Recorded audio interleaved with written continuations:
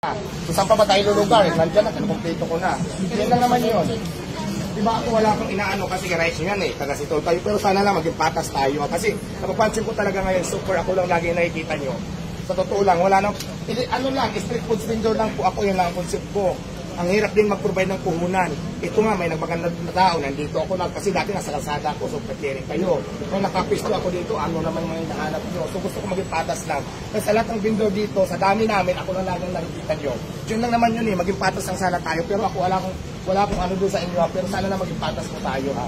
Kasi ako nagpag-comply na ako, pag sinabing kumuha rin ganito, ito na dito ganito. Yun lang naman. Yun lang naman. So ngayon, pero gagawin ko pa rin yan, pag-comply pa rin ako sa inyo. Pero siyempre, at least alam nyo lang din. Kasi kung hindi na ako papayagan ako na pag-comply ako, so mag-illegal na lang tayo. Kasi ginagawa ko naman para maging legal ako. Lahat ng papel nyo, pupunta naman ako doon, ay pag-coordinate naman ako. Bakit may closure order pa rin? So diba? Ano pala? Recommendation pasensya na kasi yung naintindihan mo naman yung sa loobin ko, diba? Lahat naman, pag-coordinate naman ako. Pero sana maging patas lang po tayo. Kasi ako, hindi pa ako mayaman ha, nagpapayaman pa lang sana ako. Pero bakit daming ganyan? Dahil ako sa hirap, alam yung sitwasyon ko, nagmula ako sa ilalim ng tulay. Sa kasipagan ko, may ganito na ako, ang dami yung ano. So, ano ba gusto nung gawin ko sa buhay ko? Diba? Pilipino din ako, taong Pilipinas din ako, butantin rin naman ako dito sa Pasay.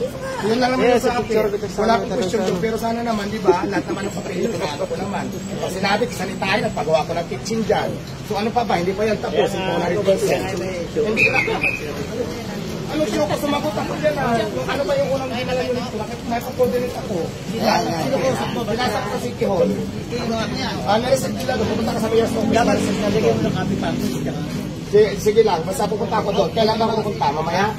Dito na ako kay Diwata. Sige, kasi diba, para sa inyo. Endorse kami yun. Kasi mag-closure kayo na pag-comply naman ako. Hindi naman tama yung ganun siguro bilang isang mamaya. Saan ba kululungan na ba gusto nyo mangyari sa buhay ko? Yan lang naman yun eh.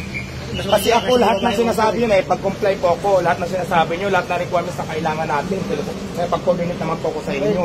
Tapos nakakalungkot lang kasi may closure ako, ay baka sa dami ng vendors, ako lang lagi nakikita nyo. Ito ba dito na malalaking tindahan dyan, mayroon bang mga mo ipapasarangin mo na ata si Diwata ah. Yun lang may sa atin po yan, maging patas lang po sana tayo. Ako lang kung question doon, pero sana naman lahatin nyo na lang. Kasi ako naman lahat ng pinuprovide ko kung sinasabi nyo, meron, plano ko naman. So, kasi ang nangyayari kasi parang hindi nakikita. Huwag naman sana ipasara. Laban lang, Diwata, laban lang. Kasi alam mo sa totoo lang na kaya mo yan, Diwata. Kaya pag-coordinate ako sa inyo. Lahat, all in all. Kaya mo yan, Diwata, kaya mo yan. Bawal masisub. Kaya mo yan, Diwata. Walang alik. Ito, vlog pa to. Ako ito, wala akong question. Pero sana naman maging patas lang ko yung laban. Kasi may closure order na ipag-comply naman tayo. Lahat ng requirements naman, kung kaya ko mag-provide, pinoprovide ko naman. So, di ba yun lang naman eh. Palitan mo yung pangalan. Kaya mo yan, kaya mo yan. Sikat na yung pangalan mo eh. Sige, pupunta po ako doon.